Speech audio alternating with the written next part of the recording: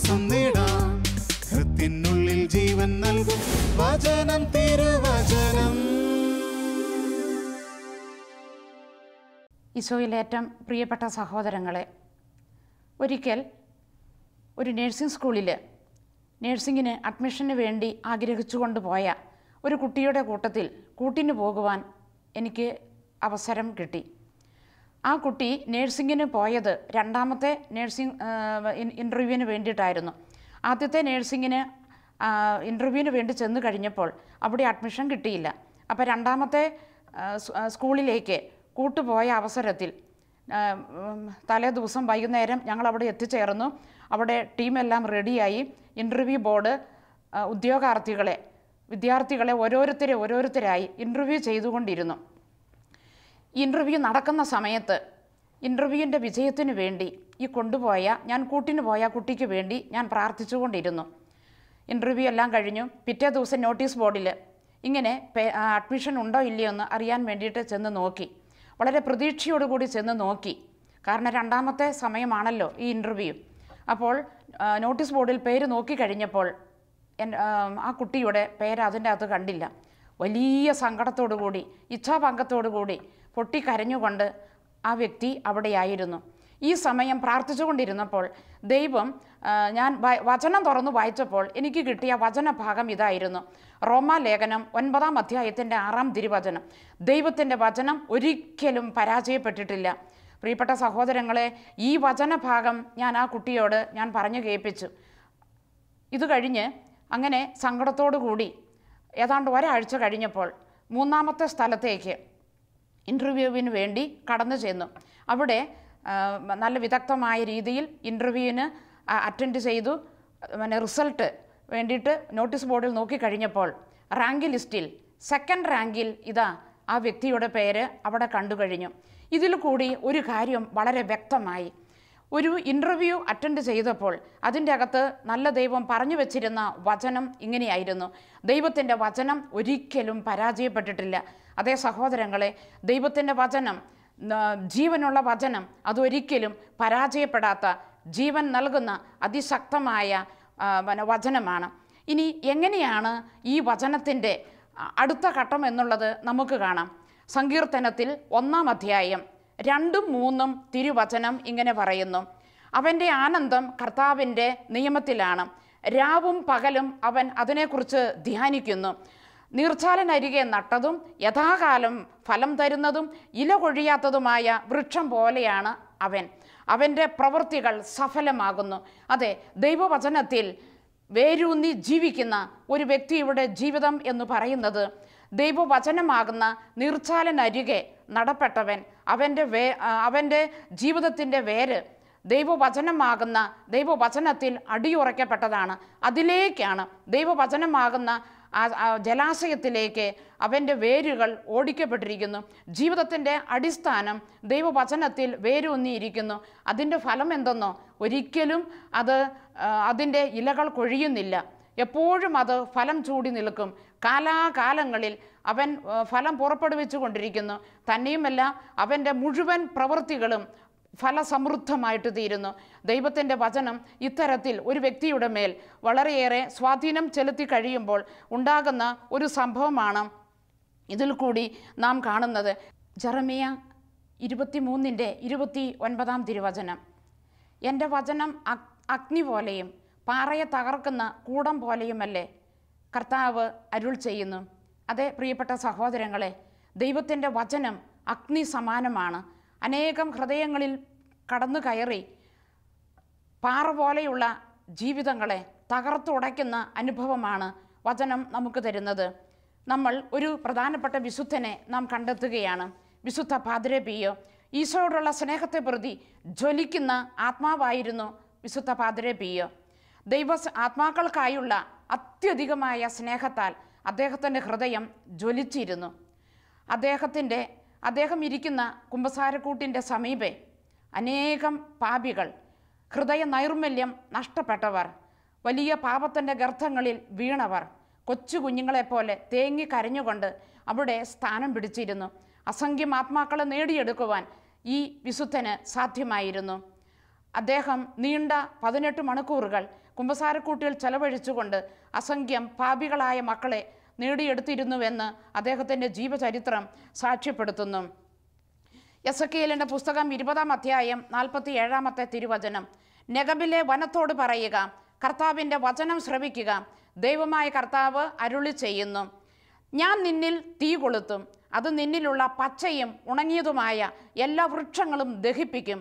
അഗ്നിജ്വാലകൾ അണയുകയില്ല.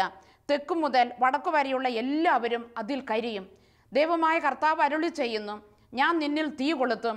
പ്രിയപ്പെട്ട സഹോദരങ്ങളെ, ദൈവത്തിൻ്റെ വചനം ഒരു വ്യക്തിയുടെ ഉള്ളിൽ പ്രവേശിച്ചു കഴിയുമ്പോൾ അഗ്നിയാൽ നിറയ്ക്കപ്പെട്ട ഒരനുഭവമാണ്, തീ പിടിച്ച ഒരനുഭവമാണ്. ഒരു സംഭവം വ്യക്തമാക്കട്ടെ. ഒരു കോളേജ് അധ്യാപകൻ ജീവിതം മുഴുവനും യുക്തിചിന്തയിലും നിരീശ്വരത്വത്തിലും ജീവിച്ചിരുന്ന ഒരു അധ്യാപകനായിരുന്നു അദ്ദേഹം. പലപ്പോഴും അദ്ദേഹം ചെയ്തിരുന്നത് സർവീസിൻ്റെ ഒരു 1/4 ഭാഗവും ഇതുപോലെ നിരീശ്വരത്വം പ്രചരിപ്പിക്കുന്നതിന് വേണ്ടി ക്യാമ്പുകളും സെമിനാറുകളും ചില റാലികളും ചില പബ്ലിക് സദസ്സുകളിലെല്ലാം അദ്ദേഹം ഇങ്ങനെ നടത്തിയിരുന്നു. ഒരിക്കൽ അദ്ദേഹം ഒരാഴ്ചത്തെ ധ്യാനത്തിൽ പങ്കെടുക്കുവാനായിട്ട് ഇടയായി. വെറുതെ ഒരു പരീക്ഷണാർത്ഥം പങ്കെടുത്ത ആ ധ്യാനത്തിൽ ദൈവത്തിൻ്റെ പരിശുദ്ധാത്മാവ്, ദൈവത്തിൻ്റെ ജീവനുള്ള വചനം അദ്ദേഹത്തെ ആഴത്തിൽ സ്വാധീനിക്കാൻ ഇടയായി. അഭിഷേക ആരാധനയുടെ ദിവസത്തിൽ അദ്ദേഹത്തിൻ്റെ മേൽ കൈകൾ വെച്ചു പ്രാർത്ഥിച്ചപ്പോൾ ഈ പണ്ഡിതനും വലിയ ഉദ്യോഗസ്ഥനുമായിരുന്ന അദ്ദേഹത്തിൻ്റെ മേൽ ദൈവത്തിൻ്റെ ആത്മാവ് കത്തിയിറങ്ങി. ഇടമുറിയാതെ കണ്ണീർ വീഴ്ത്തിക്കൊണ്ട് ആ മനുഷ്യൻ തേങ്ങിക്കരഞ്ഞു. ഒരു കൊച്ചു കുഞ്ഞിനെ പോലെ അദ്ദേഹം തേങ്ങി കരയുന്ന അനുഭവമാണ് ഉണ്ടായത്. അത് കഴിഞ്ഞ് അദ്ദേഹം ധ്യാനം കഴിഞ്ഞ് വീട്ടിൽ വന്ന ഉടൻ ആ മനുഷ്യൻ ചെയ്തത് എന്താണെന്നോ, വീട്ടിലുണ്ടായിരുന്ന എല്ലാ നിരീശ്വരത്വം പ്രസരിപ്പിക്കുന്ന പുസ്തകങ്ങളും എല്ലാ തരം ദൈവത്തെ നിഷേധിക്കുന്ന, ദൈവത്വത്തിൻ്റെ അസ്തിത്വത്തെ നിഷേധിക്കുന്ന എല്ലാ പുസ്തകങ്ങളും വാരിക്കൂട്ടി കൊണ്ടുവന്ന് വീടിൻ്റെ മുറ്റത്തേക്കിട്ടു. ഒരു ടിന്ന് നിറച്ച് മണ്ണെണ്ണയുണ്ടായിരുന്നു.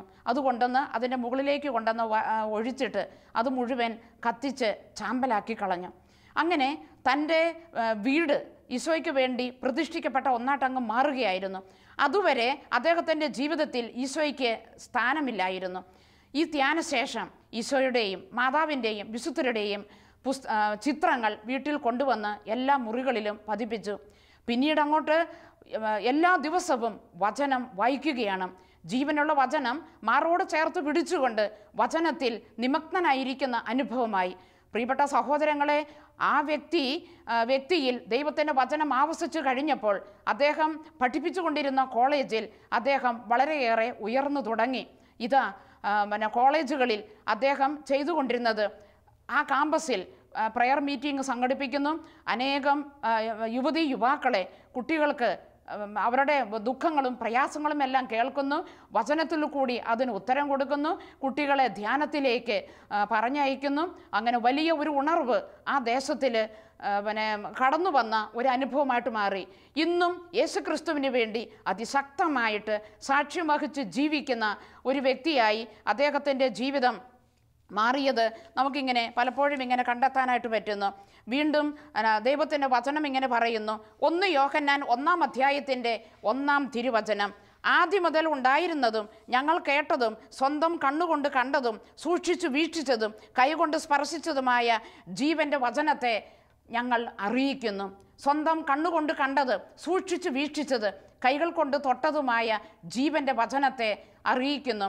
വചനം ജീവിതബന്ധിയായി കഴിയുമ്പോൾ അതിൻ്റെ പ്രഘോഷണം വളരെ എളുപ്പമാണ്.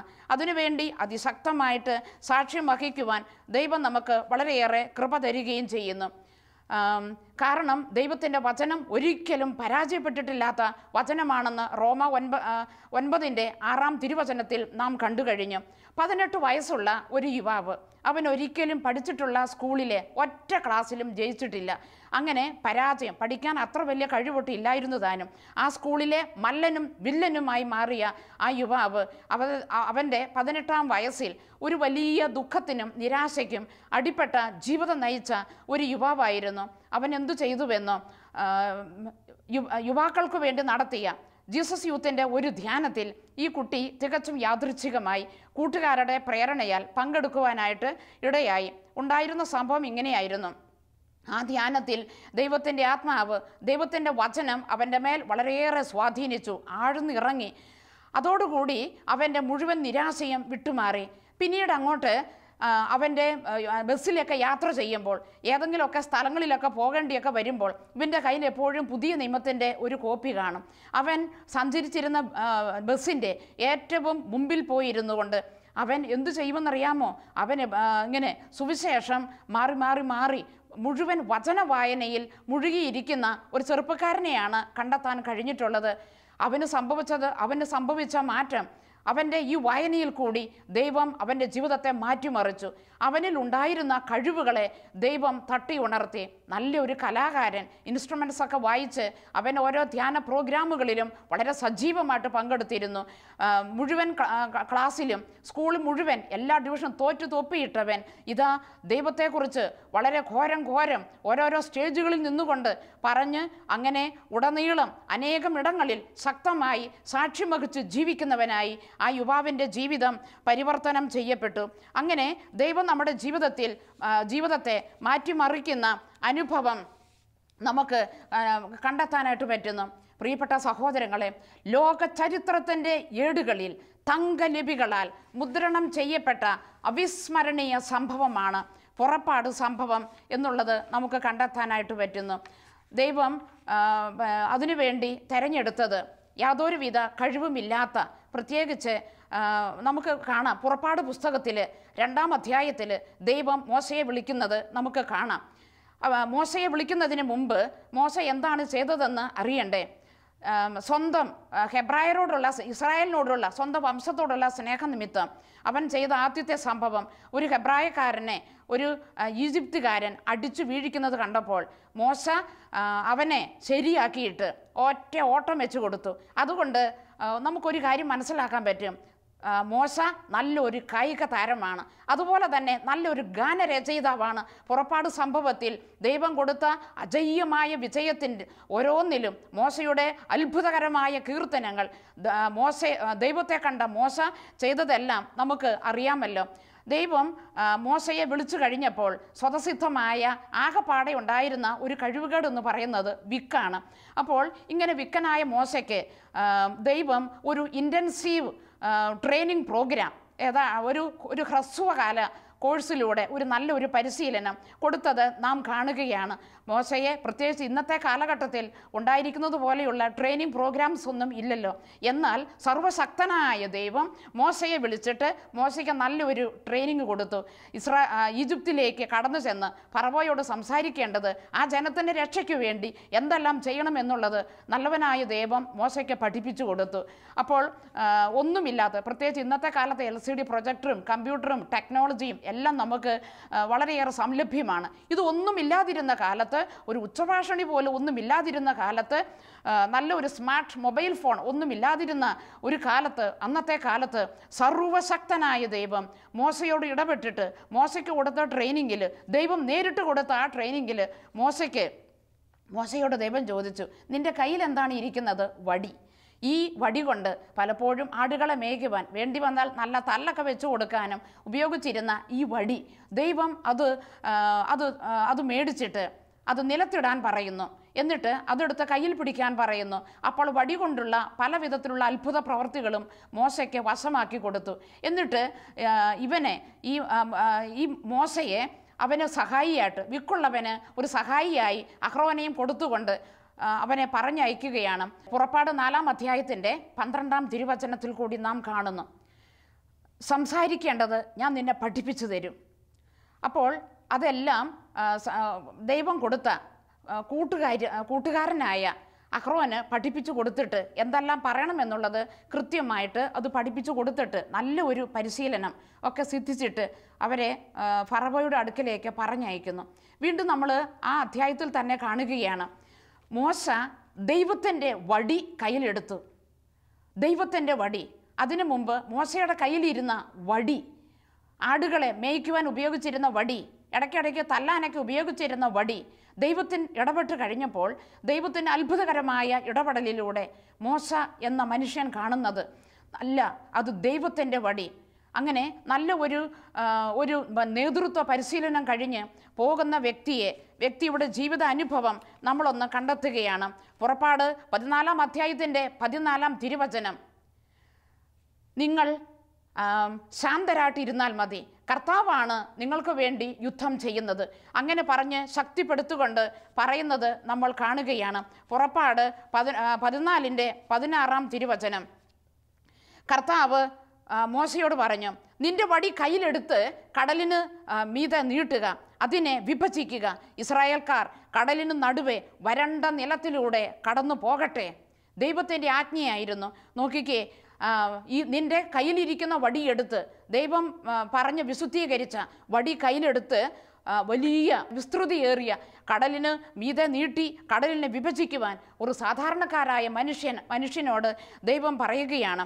പുറപ്പാട് 14-ന്റെ 21-ഉം 22-ഉം ഈ അത്ഭുതം, ദൈവത്തിൻ്റെ വചനം ആ വ്യക്തിയുടെ മേൽ മോശയുടെ ആജ്ഞാനുസരണത്തിന് കീഴിൽ നടക്കുന്നത് നാം കാണുകയാണ്. മോശ കടലിനു മീതെ കൈനീട്ടി, കർത്താവ് രാത്രി മുഴുവൻ ശക്തമായ ഒരു കിഴക്കൻ കാറ്റയച്ചു, കടലിനെ പിറകോട്ട് മാറ്റി, കടൽ വരണ്ട ഭൂമിയാക്കി, വെള്ളം വിഭജിക്കപ്പെട്ടു. ഇസ്രായേൽക്കാർ കടലിനു നടുവേ ഉണങ്ങിയ മണ്ണിലൂടെ നടന്നു. അവരുടെ വലത്തും ഇടത്തും വെള്ളം മതിൽ പോലെ നിന്നു. പ്രിയപ്പെട്ട സഹോദരങ്ങളെ, ഇതാണ് ലോക ചരിത്രത്തിൻ്റെ ഏടുകളിൽ നമുക്ക് അവിസ്മരണീയമായി തോന്നുന്ന ചരിത്രത്തിൽ എഴുതി ചേർക്കപ്പെട്ട അത്ഭുതകരമായ ഒരു സംഭവം എന്നുള്ളത് നമുക്കിങ്ങനെ കണ്ടെത്താനായിട്ട് പറ്റുന്നു. വീണ്ടും ദൈവത്തിൻ്റെ വചനം ജീവനുള്ള വചനം. ഈ കാലഘട്ടത്തിൻ്റെ മേൽ ദൈവം നമ്മളോട് പറയുന്ന ഒരു പ്രധാനപ്പെട്ട കാര്യം ഇതാണ്. യേശയ്യായുടെ പുസ്തകം 60-ാം അധ്യായം 1-ാം തിരുവചനം, ഉണർന്നു പ്രശോഭിക്കുക, നിന്റെ പ്രകാശം വന്നു ചേർന്നിരിക്കുന്നു, കർത്താവിൻ്റെ മഹത്വം നിന്റെ മേൽ ഉദിച്ചിരിക്കുന്നു. ഈ കാലഘട്ടത്തിൽ ദൈവത്തിൻ്റെ വചനം ഓരോ വ്യക്തിയുടെ മേലും ഉയർന്നു വന്നു കഴിയുമ്പോൾ, വചനത്തിൻ്റെ ശക്തിയാൽ കൊടും പാപികൾ, പാപകരമായ ജീവിതം നയിച്ചിരുന്നവർ, നിരാശയ്ക്ക് അടിപ്പെട്ട ജീവിതം നയിച്ചിരുന്നവർ, അവർ വിശുദ്ധരായി മാനസാന്തര അനുഭവത്തിലൂടെ വിശുദ്ധിയുടെ ദൈവസ്നേഹത്തിൻ്റെ ഉന്നത ശ്രേണികളിലേക്ക് ഉയർന്നിട്ടുള്ളത് നാം വളരെ നമ്മൾ നിത്യവും കാണുന്ന ഒരു അനുഭവമാണ്. ഒരു മനുഷ്യൻ്റെ അനുഭവം എനിക്കറിയാം. അദ്ദേഹം ഒരു കൃഷിക്കാരനാണ്. ജീവിതത്തിൻ്റെ ഏതാണ്ട് ഒരു 32 വർഷക്കാലം ആ മനുഷ്യൻ തികഞ്ഞ മദ്യപാനിയായിട്ട് ജീവിച്ച ഒരു മനുഷ്യനായിരുന്നു. അദ്ദേഹം എന്താണ് ചെയ്തതെന്നറിയാമോ? ഒരാഴ്ചത്തെ ഈ ധ്യാനത്തിൽ പങ്കെടുത്തു കഴിഞ്ഞ് ആ മനുഷ്യനിൽ അതിശക്തമായ വിധത്തിൽ മാനസാന്തരത്തിന് അനുഭവങ്ങൾ ഉണ്ടായി തുടങ്ങി. അദ്ദേഹം ജീവിക്കുന്ന ആ പ്രദേശത്ത് ഏതാണ്ട് ഒരു 250-ഓളം ആൾക്കാരുണ്ട്. അവിടേക്കെല്ലാം കടന്നു ചെന്നിട്ട് ഈ മനുഷ്യൻ എല്ലാവർക്കും വചനോത്സവം മാസിക ആ പ്രദേശം മുഴുവനിലും കൊണ്ടുവന്ന് കൊടുക്കും. 5 മണി വരെ ജോലിയെടുത്ത് കഴിഞ്ഞ് പിന്നീട് അങ്ങോട്ട് ദൈവസ്നേഹത്തെ പ്രതി അദ്ദേഹം ഈ മദ്യപാനം ഉപേക്ഷിച്ച ആ വ്യക്തി താൻ അനുഭവിച്ച ഈശോയെ കൊടുക്കുന്നതിന് വേണ്ടി വചനോത്സവ മാസിക അവിടെ എല്ലാ വീടുകളിലും കൊണ്ടുപോയി വിതരണം ചെയ്യുന്നു. അനേകം പേരെ മുരിങ്ങൂരേക്ക്, ഡിവൈൻ ധ്യാന കേന്ദ്രത്തിലേക്ക് എല്ലാം ഇങ്ങനെ പറഞ്ഞു വിട്ടുകൊണ്ട് വലിയ ഈശോയ്ക്ക് വേണ്ടി അതിശക്തമായ വിധത്തിൽ സാക്ഷ്യം വഹിച്ച് ജീവിച്ച നല്ല ഒരു സാക്ഷ്യ ജീവിതം ഇങ്ങനെ കണ്ടെത്തുകയായിരുന്നു. അപ്പോൾ ഈ വചനത്തെക്കുറിച്ച് ഇപ്രകാരമാണ് നാം കണ്ടെത്താൻ പറ്റുന്നത്. ജെറമ്യായുടെ പുസ്തകം 15-ാം അധ്യായത്തിൻ്റെ 19-ാം തിരുവചനം, വിലക്കെട്ടവ പറയാതെ സത്വചനങ്ങൾ മാത്രം പറഞ്ഞാൽ നീ എൻ്റെ നാവ് പോലെയാകും. പ്രിയപ്പെട്ട സഹോദരങ്ങളെ, യേശയ്യായുടെ പുസ്തകം 6-ാം അധ്യായത്തിലൂടെ നാം ഇങ്ങനെ കാണുകയാണ്. യേശയ്യായുടെ പുസ്തകം 6-ാം അധ്യായത്തിൽ 5 മുതൽ 7 വരെയുള്ള തിരുവചനത്തിൽ ഇങ്ങനെ കാണുന്നു. എന്തെന്നാൽ ഞാൻ അശുദ്ധമായ അധരങ്ങൾ ഉള്ളവനും അശുദ്ധമായ അധരങ്ങൾ ഉള്ളവരുടെ മധ്യയെ വസിക്കുന്നവനുമാണ്. ഞാനിങ്ങനെ വിലപിച്ചു കഴിഞ്ഞപ്പോൾ ദൈവത്തിൻ്റെ അപ്പോൾ സെറാഫുകളിലൊന്ന് ബലിപീഠത്തിൽ നിന്ന് എടുത്ത തീക്കനലുമായി എൻ്റെ അടുത്തേക്ക് പറന്നു വന്നു. അവൻ ഇത് എൻ്റെ നാവുകളിൽ വെച്ചിട്ട് പറഞ്ഞു, ഇത് നിന്നെ സ്പർശിച്ചിരിക്കുന്നു, നിന്റെ മാലിന്യം നീക്കപ്പെട്ടു കഴിഞ്ഞു. ഇതുപോലെ ദൈവത്തിൻ്റെ വചനം, വിശുദ്ധി നിറഞ്ഞ അനുഭവം ഒരു വ്യക്തിയുടെ മേൽ ആവസിച്ചു കഴിയുമ്പോൾ അതിശക്തമായ അനുഭവം ദേശങ്ങളിൽ ഉണ്ടാകുന്നത് നാം കാണുകയാണ്. അപ്പസ്തോല പ്രവൃത്തി 4-ാം അധ്യായത്തിൻ്റെ 30-ാമത്തെ തിരുവചനം, അവർ ഇങ്ങനെ പ്രാർത്ഥിച്ചു, കർത്താവേ, അവിടുത്തെ പരിശുദ്ധ നാമത്തിൻ്റെ ശക്തിയാൽ അത്ഭുതങ്ങളും അടയാളങ്ങളും ചെയ്യുന്നതിന് ഈ ദാസരുടെ മേൽ കരങ്ങൾ നീട്ടണമേ. അവർ പ്രാർത്ഥിച്ചു കഴിഞ്ഞപ്പോൾ, അപ്പസ്തോല പ്രവൃത്തി 4:31 അവർ പ്രാർത്ഥിച്ചു കഴിഞ്ഞപ്പോൾ അവർ സമ്മേളിച്ചിരുന്ന സ്ഥലം കുലുങ്ങി. അവരെല്ലാവരും പരിശുദ്ധാത്മാവിനാൽ പൂരിതരായി. അതുകൊണ്ട് വചനം നമ്മളെ ഉണർത്തുകയാണ്. ഇതാ, ഉണർന്നു പ്രശോഭിക്കുക, നിന്റെ പ്രകാശം വന്നു ചേർന്നിരിക്കുന്നു, കർത്താവിൻ്റെ മഹത്വം നിന്റെ മേൽ ഉദിച്ചിരിക്കുന്നു. ഈ കാലഘട്ടം ലോകം മുഴുവനിലേക്കും എല്ലാ ഭൂഖണ്ഡങ്ങളിലേക്കും യേശുവിൻ്റെ വചനമായി വാരി വിതറിക്കൊണ്ട് അനേകം പേർ ദൈവത്തിങ്കിലേക്ക് കടന്നു വരുന്ന ഒരു വലിയ അനുഭവമാണ്. ദൈവത്തിൻ്റെ തീപന്തമായി നിന്നുകൊണ്ട് ഘോരം യേശുവിനെക്കുറിച്ച് സുധീരം പ്രസംഗിക്കുന്ന എത്രയോ പേരുണ്ട്. തങ്ങളുടെ ജീവിതത്തിലൂടെ വചനത്തിൻ്റെ മർമ്മം അറിഞ്ഞ് ജീവിക്കുന്ന അനേകം പേരെ നാം കണ്ടെത്തുകയാണ്. ഹെബ്രായ ലേഖനം 4:12 ഇങ്ങനെ പറയുന്നു: ദൈവത്തിൻ്റെ വചനം സജീവവും ഊർജ്ജസ്വലവുമാണ്. ദൈവത്തിൻ്റെ വചനം സജീവവും ഊർജ്ജസ്വലമാണ്. അത് ഇരുതല വാളിനേക്കാൾ മൂർച്ചയേറിയതും ആത്മാവിലും സന്ധിബന്ധങ്ങളിലും മജ്ജയിലും മാംസത്തിലും എല്ലാം തുളഞ്ഞു കയറി ആത്മാവിൻ്റെ നിയോഗങ്ങളെയും വിചാരങ്ങളെയും വിവേചിക്കുന്നതുമാകുന്നു. ദൈവത്തിൻ്റെ ജീവനുള്ള വചനം, ഊർജ്ജസ്വലമായ വചനം, ചലനാത്മകമായ വചനം ഇന്നും പ്രവർത്തന നിരതമാണ്. അങ്ങനെ ഈ വചനം നമ്മുടെ ജീവിതത്തിലേക്ക് കടന്നു വന്നു കഴിയുമ്പോൾ വൻ അനുഭവമാണ് നാം എപ്പോഴും ഇങ്ങനെ കണ്ടുകൊണ്ടിരിക്കുന്നത്. എസെക്കിയേലിൻ്റെ പുസ്തകം 3:3 അവൻ പറഞ്ഞു: മനുഷ്യപുത്ര, ഞാൻ തരുന്ന ഈ ചുരുൾ ഭക്ഷിച്ചു വയറു നിറയ്ക്കുക. ഞാനത് ഭക്ഷിച്ചു, എൻ്റെ വായിൽ അത് തേൻ പോലെ മധുരിച്ചു. സങ്കീർത്തനം 119:103 അങ്ങയുടെ വചനം എൻ്റെ നാവിന് തേൻ പോലെ മധുരമാണ്. സങ്കീർത്തനം 119:105 അങ്ങയുടെ വചനം എൻ്റെ പാദങ്ങൾക്ക് വിളക്കും വഴികളിൽ പ്രകാശവുമാണ്. ഈ തേൻ പോലെ മധുരമായ, പാദങ്ങൾക്ക് വിളക്കും വഴികളിൽ പ്രകാശവുമായ വചനത്തിൻ്റെ ഉന്നതമായ ശക്തിയാൽ വിജയം വരിക്കുവാൻ നമുക്ക് സാധിക്കുമെന്നുള്ളത് പ്രിയപ്പെട്ട സഹോദരങ്ങളെ, കണക്കിന് വെറും 1/2 മാർക്ക് മാത്രം മേടിച്ചിരുന്ന ഒരു കുട്ടി ഒരിക്കലും കണക്കിന് ജയിച്ചിട്ടില്ല. എന്നാൽ ഫിലിപ്പി 4:13 എന്നെ ശക്തനാക്കുന്നവനിലൂടെ എനിക്കെല്ലാം ചെയ്യാൻ പറ്റും. ഫിലിപ്പി 4:19 എൻ്റെ ദൈവം തൻ്റെ മഹത്വത്തിൻ്റെ സമ്പന്നതയിൽ നിന്ന് യേശുക്രിസ്തു വഴി എനിക്ക് ആവശ്യമുള്ളതെല്ലാം നൽകും. ഈ വചനം പറഞ്ഞ് പ്രാർത്ഥിച്ച് SSLC പബ്ലിക് എക്സാം അറ്റൻഡ് ചെയ്തു. വചനം കൊടുത്ത അത്ഭുതം എന്താണെന്നറിയണ്ടേ? 1/2 മാർക്ക് മാത്രം എല്ലാ പരീക്ഷകളിലും മേടിച്ചിരുന്ന വ്യക്തി ഇതാ പബ്ലിക് പരീക്ഷയുടെ റിസൾട്ട് വന്നപ്പോൾ കിട്ടിയത് 2nd ക്ലാസ്സോടെ കണക്കെന്ന വിഷയത്തിന് പാസ്സായി. ഇന്നും ദൈവത്തിൻ്റെ വചനം അത്ഭുതമാണെന്ന് നാം കണ്ടെത്തുന്നു. ഇത് ദൈവത്തിൻ്റെ ജീവനുള്ള വചനം നമ്മുടെ മേൽ ചൂടുന്നിറങ്ങി ദൈവത്തിൻ്റെ മിത്രങ്ങളും ദൈവത്തെ സേവിക്കുന്നവരും ദൈവത്തിന് വേണ്ടി ജീവിക്കുന്നവരും ജീവിതം മുഴുവനും ദൈവത്തിന് വേണ്ടി കാഴ്ചവെക്കുന്നവരും അങ്ങനെ വചനത്തെ ശുശ്രൂഷിക്കുന്നവരായിട്ട് മാറുവാൻ ദൈവം നമ്മളെ സമൃദ്ധമായിട്ട് അനുഗ്രഹിക്കട്ടെ എന്ന് നമുക്ക് പ്രാർത്ഥിക്കാം. സർവശക്തനായ ദൈവമേ, വചനത്താൽ ഞങ്ങളെ അഭിഷേകം ചെയ്യണമേ. വചനമാകുന്ന അഗ്നി ഞങ്ങളുടെ ജീവിതത്തിലേക്ക് ഇറങ്ങുന്നതിനും ദൈവവചനത്താൽ ത്രസിക്കപ്പെട്ട അനുഭവത്തിൽ ജീവിക്കുവാൻ അവിടുന്ന് ഞങ്ങൾക്ക് ഇടയാക്കണമേ. പിതാവിൻ്റെയും പുത്രൻ്റെയും പരിശുദ്ധ ആത്മാവിൻ്റെയും നാമത്തിൽ ആമേൻ.